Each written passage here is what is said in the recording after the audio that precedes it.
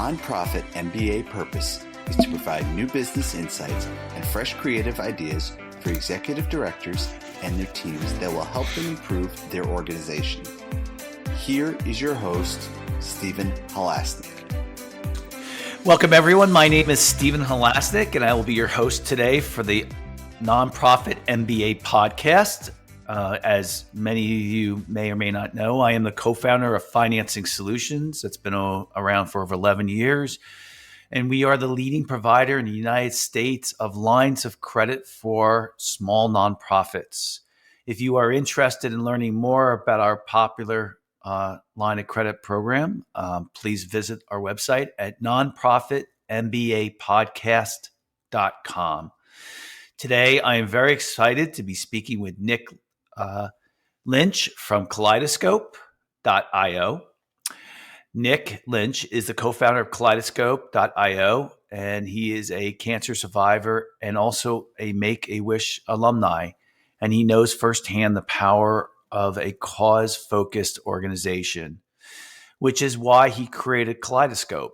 And Kaleidoscope.io is a marketing analytics and measurement platform that allows global causes, influencers, and brands to collaborate and measure their cumulative influence and impact.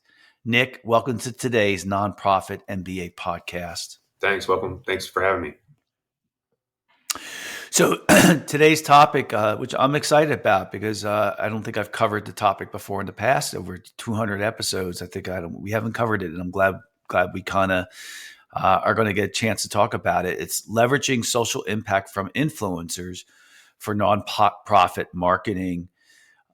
Nick, before we kind of get a little bit more into the discussion, let's talk first about what influencers means. Sure. No, it's a great question, and it's a word that has continually changed really since the beginning of social media influencers, of people who have some type of audience on social media platforms. But the way I always frame it is that everybody has some level of influence, and it no longer really matters how many followers you have. I mean, you could have a friend who has a following count of 50.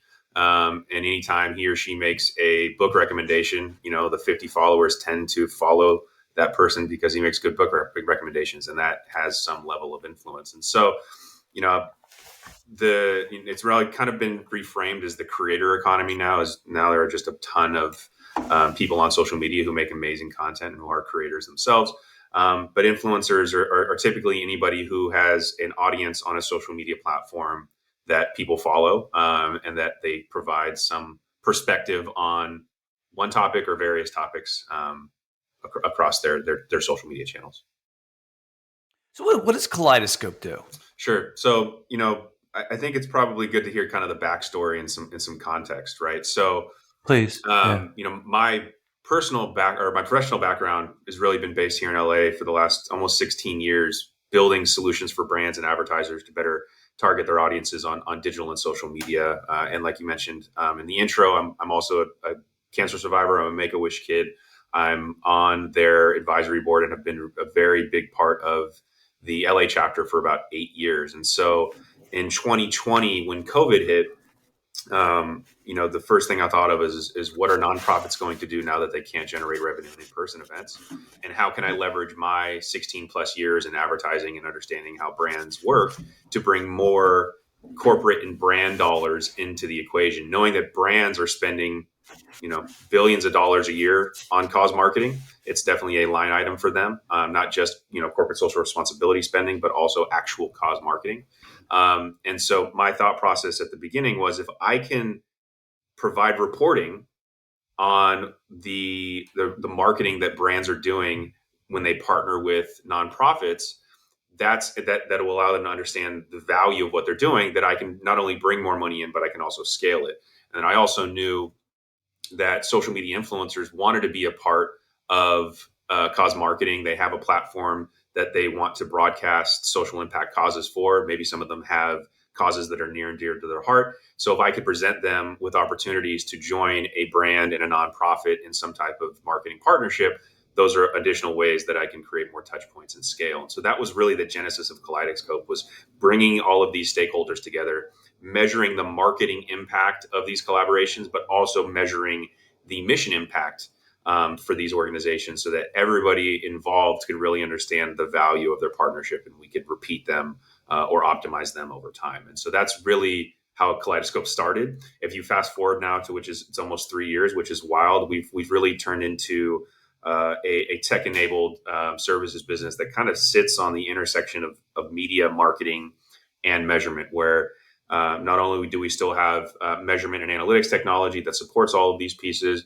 we obviously have a marketing arm that not only sort of consults and develops campaigns, but also can help brands understand how to develop a more robust CSR marketing initiative and program, help transition CSR programs maybe out of HR into marketing, but also from a media standpoint, helping so many of these nonprofits who make great content around their cause or around their mission connect with corporate partners who are looking for learning opportunities around different causes. And so we kind of jokingly internally call ourselves the Deloitte of social impact, but that's essentially what we do is help really scale the brand and the corporate side and the nonprofit side work better together on various facets to scale their collaborations together. So let me test my understanding here. It's going to be really, really limited, but I'm very curious in this. So a nonprofit organization comes to you. They say, we want to build we want to use influencers more to talk about our cause. And you go, okay, so this is who you should go to, after some research. And then you're nodding your head saying yes, and I'm correct since this is more audio. And my next question is really the more important question is, how do you measure it? Sure. So we sort of coined the phrase double ROI, which we look at the return on investment and return on impact. So through our process, which you totally nailed, I mean, we definitely have a survey and a census process that we better understand the expectation, the goals, and the target audience for a nonprofit. We use all of that data to build a very curated list of influencers that we believe are aligned with the cause, as well as that can actually drive real impact and results for the campaign.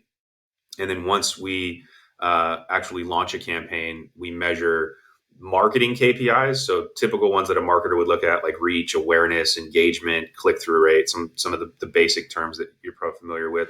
But then we actually also look at the correlated impact of what those campaigns are actually doing. So that campaign could be a drive to drive followers to a social media account. It could be to drive people to sign up to a newsletter or a petition or a volunteer piece, or it could just be to drive people to the website to donate, right? It could be various things. It could be all of those things. Usually it's about one of them because we like to keep calls to action really laser focused. But we look at both of those sides of the equation and then start to correlate actual mission, so marketing tactics to mission outcomes. And that's how we measure it holistically and provide granular and transparent reporting to both sides so they understand and know the value of what they've done. And essentially nonprofits can look at this and say, oh, wow, this partnership or this campaign worked in these ways. We should optimize and scale this for next time. Or this partnership or campaign didn't do anything and we should absolutely maybe not work with that partner in this way, or maybe not allocate as many resources to this partner next time,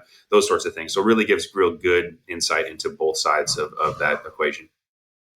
And of course, you can also track donations as well. I guess you do a separate URL or something like that would track, okay, this influence drove people here and this is how many donations we got.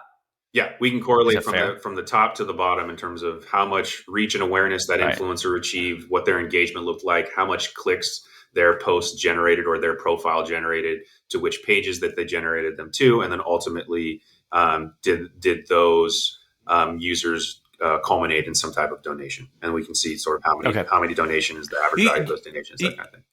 Do you do this just for nonprofits, or do you do it for for-profit businesses too? We do it for both. I mean, our focus, Both. Kaleidoscope's focus is social impact. So, I mean, but we work our brands, or excuse me, our clients are both corporations and for-profit businesses as well as nonprofit businesses. And so our vision is really about bringing everybody together, being really data driven, collecting as much data as we can, so that on multiple facets of social impact, we can provide better insights into how to make things better next time, right? And optimize current opportunities as well. So just give me a real life example. You don't have to use names of an influencer that okay, so the nonprofit came to you, says, we want to drive donations. We want to do it through an influencer. Did you go talk to the influencer and say, hey, we got this nonprofit. You do this. You care about this. This nonprofit does this, or does the nonprofit do that legwork, or the marketing agency that they're working with, if they're working with an agency, do it? Or do you find the influencer? Great question. They're all great questions. Of course they are. So. The general answer is that it kind of depends. I mean, especially agencies, typically have a different sort of standard operating procedure as nonprofits, and some in-house marketing teams have different standard operating procedures than agencies. So generally it depends, but the majority of the time, the reason why we're brought into the equation is because we understand the kinds of questions to ask to unearth the right insights from a particular cause or a particular cause-focused campaign, which then lends itself to building really targeted and really well-crafted influencer lists or target lists to talk to. And then from there, we have a very specific cadence of outreach of what we say and how we communicate the actual opportunity, all the way down to creating and crafting the campaign brief, the calls to actions, and the things in the framework and the guardrails, not necessarily the exact things that influencers should say, because they should have the creative license to speak how they speak or talk to their audience, but we at least understand how to provide a really great framework for that. So ultimately the outcomes of those posts, because all of those steps leading up to that have been sort of Kaleidoscope steps, lead to high outcomes or high performing campaigns. As you know, our listeners to this podcast are typically smaller nonprofit. They're under $5 million in yearly revenue. Are those type of nonprofits using your service? Sure. Yeah, we absolutely have, various services that really meet any nonprofit or any organization where they are, no matter what their sort of overall revenue is.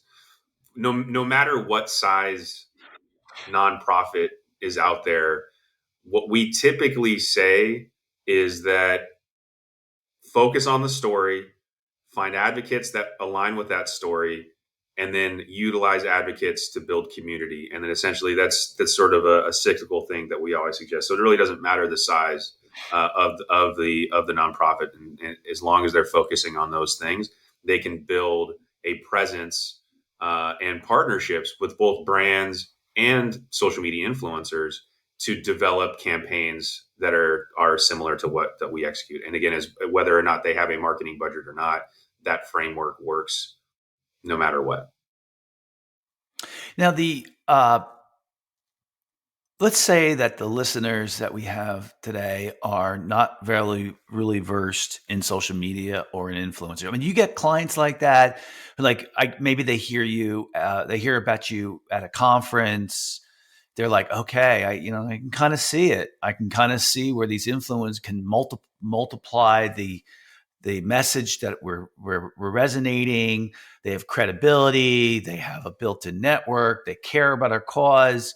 Once we talk to them, but there's some, you could see some similarities in what they talk about and versus the cause. And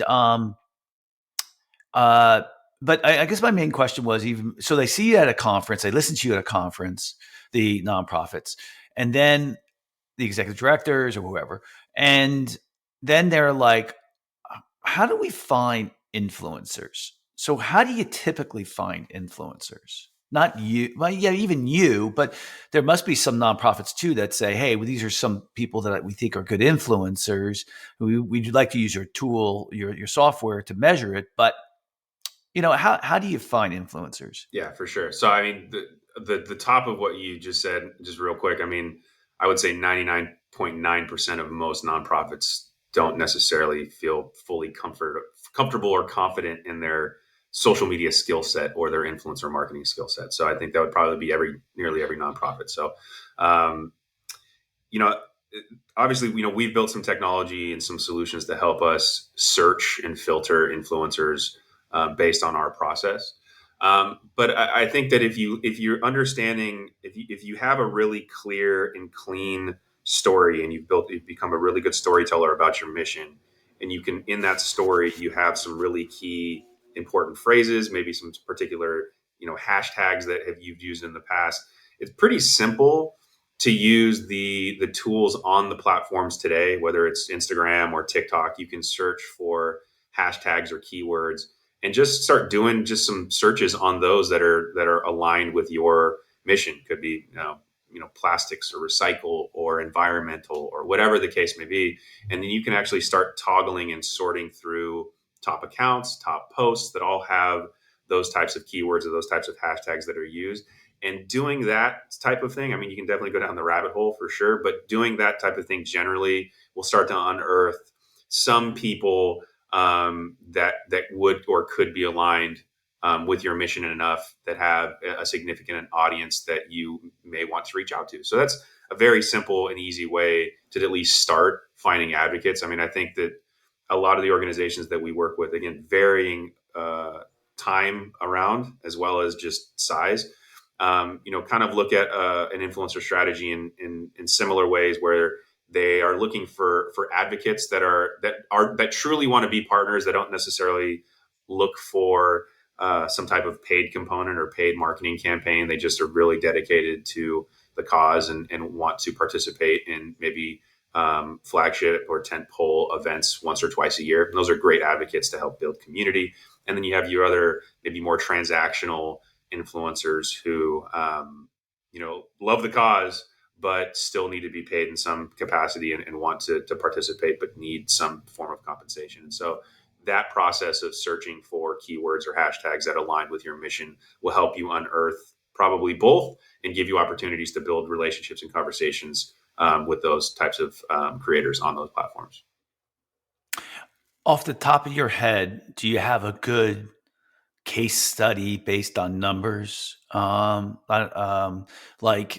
Okay, I was working with this one nonprofit that was, smaller, and they did this cause, and we got this, give me a whole scenario of how it all transpired. Yeah, no, 100%. I mean, my favorite one that I always talk about was actually like one of our first, because I just felt like it's near and dear to my heart. I know the executive director really well, and I'm very thankful that she gave us the opportunity to test this out. But ultimately, it also was like the first one that validated what we're doing and why we've been successful in doing it for 3 years. So it was kind of still in the middle of COVID, and this was the organization's first ever like streaming event that they were doing, essentially replacing their gala. So kind of high stakes, right? And it was a health related nonprofit. First time they'd ever done any type of digital experience like this, and they wanted to leverage social media influencers to help them drive awareness and ultimately, registrations for the event, signups for the newsletter, and donations. And they were actually also selling like an additional piece to enjoy this digital event. And in all of the years of them doing any types of events or marketing for events, they had never once actually measured anything. And so what we did is we put a measurement practice in place. We identified influencers that aligned with the theme of the event as well as the cause itself, and started deploying those influencers and the content to really promote and generate awareness for this event. And very quickly, and we measured everything, not just influencers. We also measured their paid campaigns, their email campaigns. And very quickly, we saw that the only channel that did any type of provided any type of lift for what they were trying to achieve was influencer marketing. So quickly, step one allowed us to really lean into social media and influencer marketing and sort of reallocate resources and time away from the things that weren't working into the things that were. So that was a big, great thing that was an early piece of it from a time and resources perspective. And then as we were doing influencer marketing campaigns, we identified that there was a particular platform that worked best, which was Instagram, a particular type of image or content that worked best, which was sports related, and then a particular type of call to action that worked even more phenomenally than anything else, very, very quickly. So much so that it allowed us to reduce cost on other things to really dump into the things that were working. And ultimately, we reduced the cost. I think typically, anywhere from 40 to 60% is what a cost ratio would be for an event of this type. And we reduced the cost ratio down to like 9%, which was like unheard of. And we blew past their donation goal or their campaign or event goal. I think we had the goal of like 146% or something like that. So, it all was because we were able to see which channels worked. And then within those channels, particularly again, influencer marketing, what types of content and communication resonated best to drive the outcomes, since we were measuring both. And then at the end of the day, it drove outcomes up, which was great, and reduced cost, which is even better. So I think that's my favorite use case. Again, just because it was really one of our first around doing the types of things and the importance of measuring everything, but in particular, the influencer marketing execution and the outcomes related to that.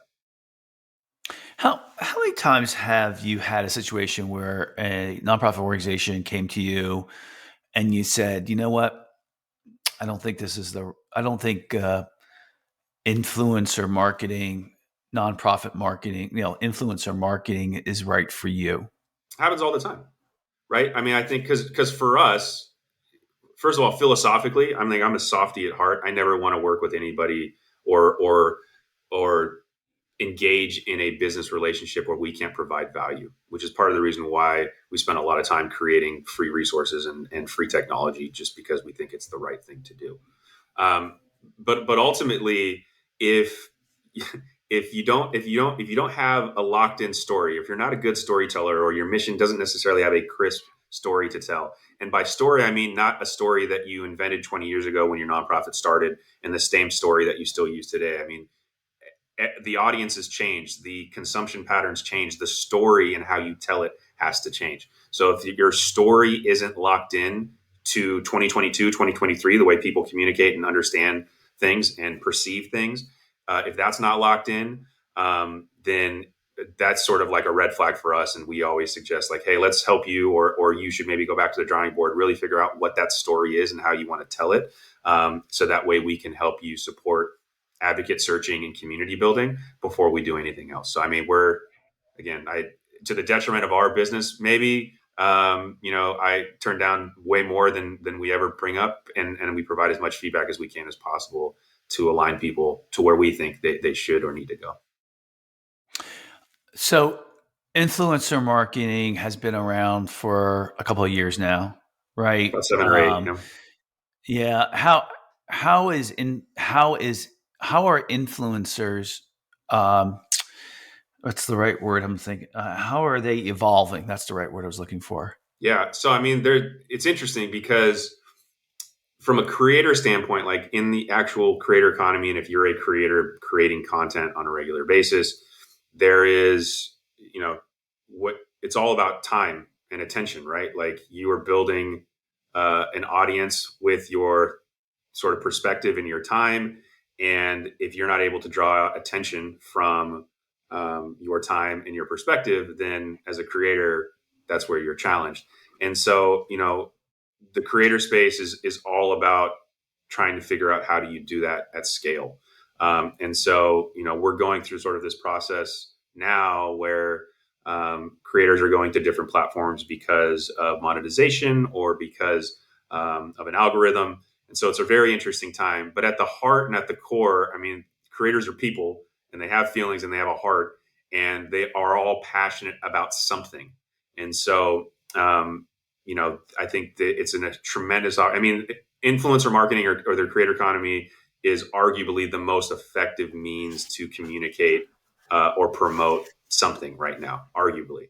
And so, and that's not going to change because of the way that we consume social media and because they are the ones that are creating the content for this place. So now has never been a better time, I think, to sort of understand the ecosystem, to begin conversations with people who are aligned and passionate about a cause or your cause, to understand how it works and what ways that we can collaborate together and how can we build community. Because like I said, you got to be a good storyteller, you got to build advocates, and you got to build community. And so those are the three things that I think one or all of them can be built or partnered with through creators or influencers.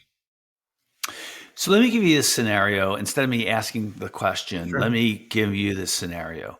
You have a nonprofit that comes to you and their cause is related to their audience is for senior citizens. Mm-hmm.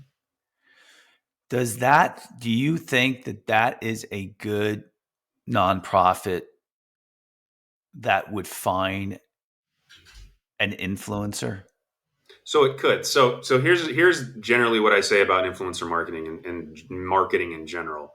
It's always about babies, puppies, and kittens. Like those three things always resonate the best. It's the reason why St. Jude's has been so successful. Obviously, they're an amazing cause and produce amazing work and are an amazing mission, and they're huge.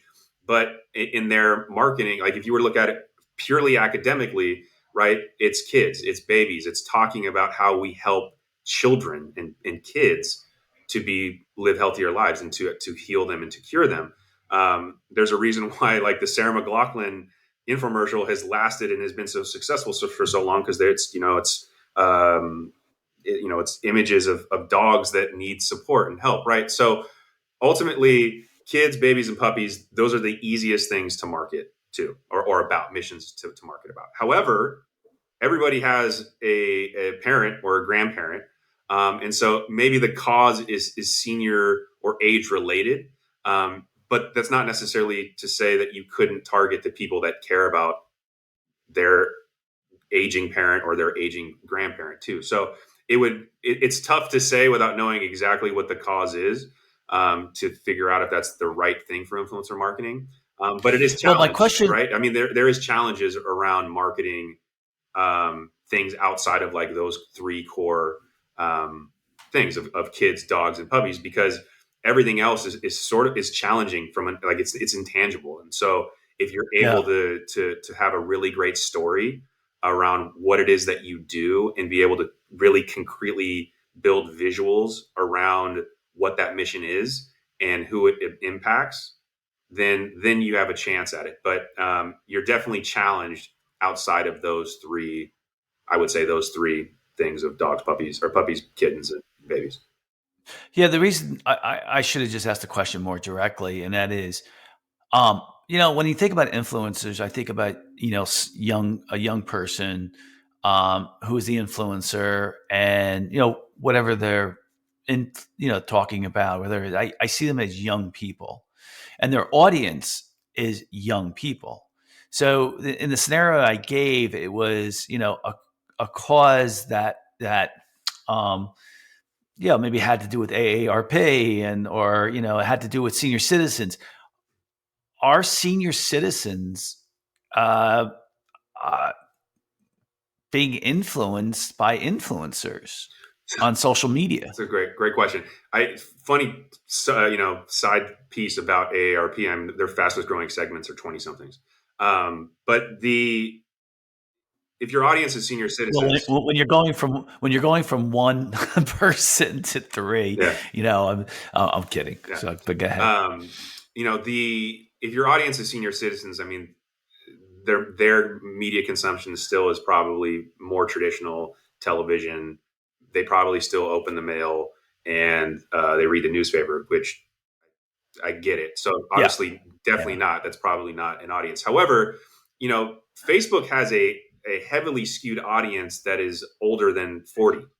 So there are definitely, Facebook is a platform and there is an audience on Facebook that can definitely be a target for influencer marketing. Again, it just kind of depends on the messaging and the story. and those sorts of pieces. But I would say that social media use, even Instagram and TikTok, which TikTok used to skew like 18 and younger, even TikTok now is starting to skew older too. So age shouldn't be a barrier, but definitely like if you're trying to target 72-year-olds, I would probably say that like influencer marketing is probably not the best route. Okay.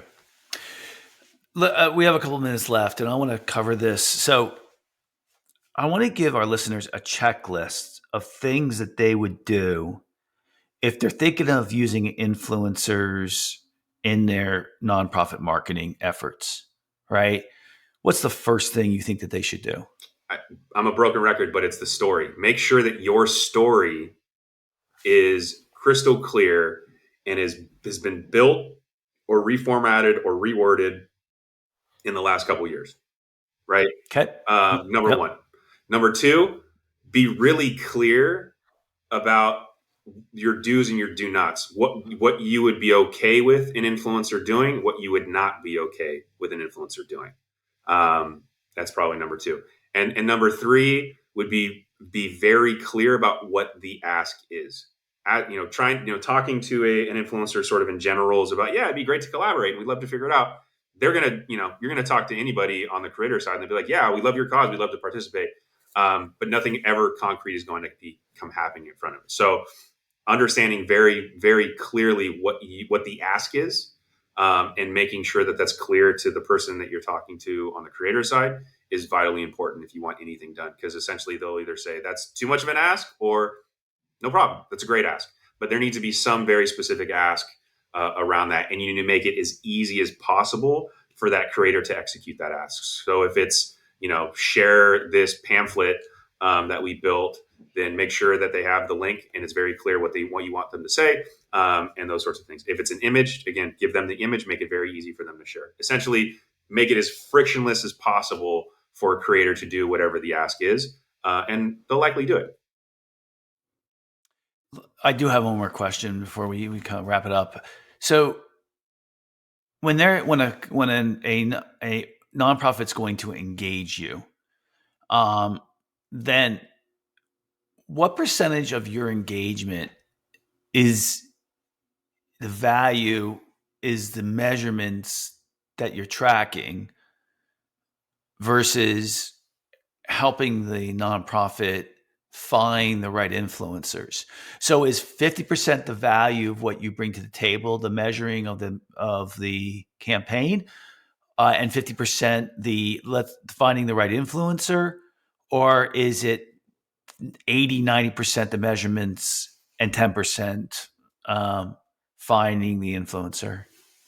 So my perspective is the majority of the value comes from the measurement, because to me, if you know what you're doing and the value of what you're doing, and the outcomes of what you're doing, a couple of things happen. One is that you can work with corporate partners in a much more sophisticated and scalable way to actually bring in more dollars. So because if you can report back to them the value that they actually got and the value that actually provided to the organization, corporations are going to spend more money with you, sort of bar none.